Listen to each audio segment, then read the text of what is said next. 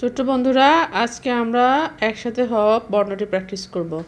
তোমরা এর আগে রস্বই লেখা শিখেছো, তো তুমি যদি রস্বই লিখতে পারো তাহলে হ বর্ণটি অবশ্যই লিখতে পারবে।